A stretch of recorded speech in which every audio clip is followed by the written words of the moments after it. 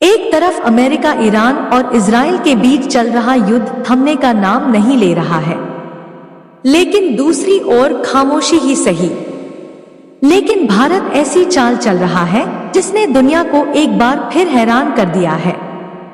दरअसल इस समय ईरान ने अपने स्ट्रेट ऑफ हार्मोस वाले रास्ते को ब्लॉक कर दिया है और किसी भी देश के जहाज को इधर से गुजरने नहीं दिया जा रहा है। जो जहाज फंसे हुए हैं उन जहाज की संख्या सैकड़ों में बताई जा रही है, क्योंकि यह जहाज सऊदी अरब, संयुक्त अरब अमीरात यानी यूएई, कुवैत, कतर और इराक के बंदरगाहों से तेल और गैस लेकर रवाना हुए थे और इन जहाजों में से ज्यादातर जहाजों को भारत के साथ साथ चीन, जापान और दक्षिण कोरिया पहुंचना था। हालांकि ज्यादातर जहाज, चाहे कंटेनर वाले जहाज हो या फिर आयल वाले जहाज हो, वह अभी भी अटके हुए हैं और ईरान की तरफ से उन जहाजों को आगे बढ़ने की हरी झंडी नहीं मिल रही है।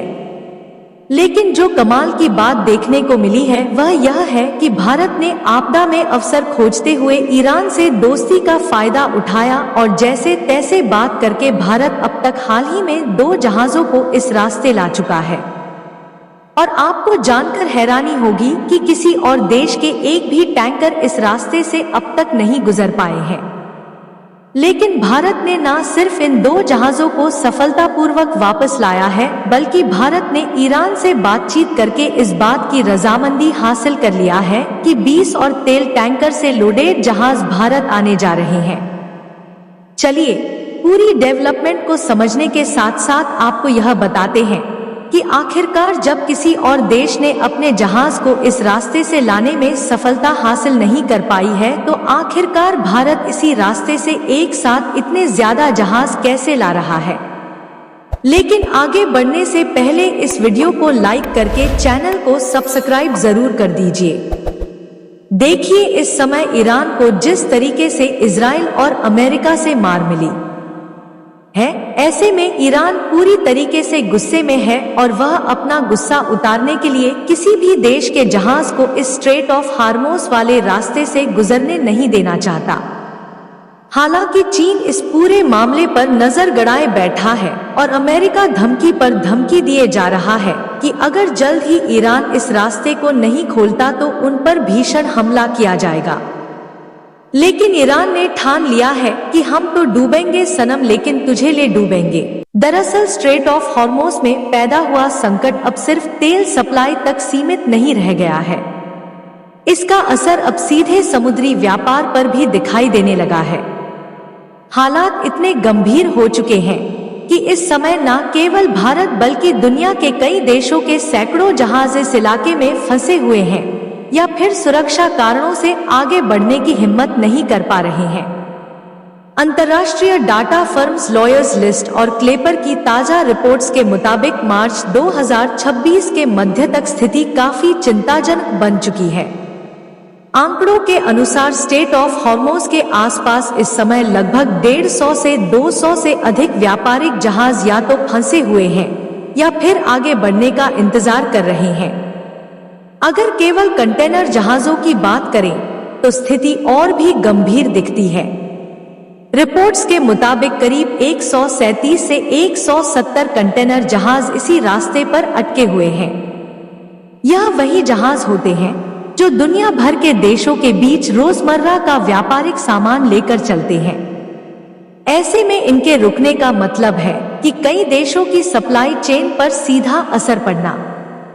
इसी तरह तेल टैंकरों की स्थिति भी कम चिंताजनक नहीं है।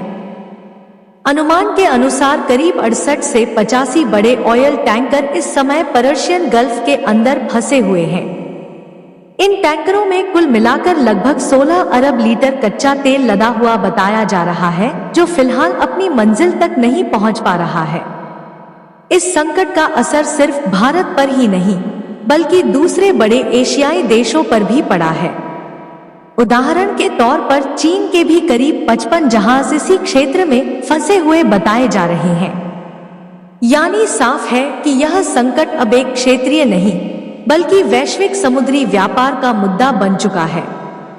इस तनाव का असर समुद्री यातायात के आंकड़ों में भी साफ दिखाई दे रहा है।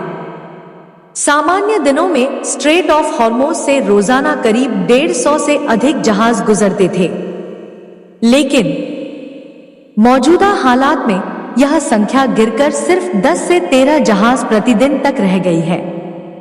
स्थिति की गंभीरता का अंदाजा इस बात से भी लगाया जा सकता है कि कई बड़े जहाजों ने अपनी AIS यानी ऑटोमेटिक आइडेंटिफिकेशन सिस्टम तक बंद कर दी है। यह वही सिस्टम होता है जिससे समुद्र में जहाजों की लोकेशन ट्रैक की जाती है। जब जहाज इसे बंद कर देते हैं तो समुद्री भाषा में इसे गोइंग डार्क कहा जाता है। ऐसा आमतौर पर तब किया जाता है जब जहाज संभावित हमलों या निगरानी से बचना चाहते हैं। दरअसल इस डर की वजह भी साफ है।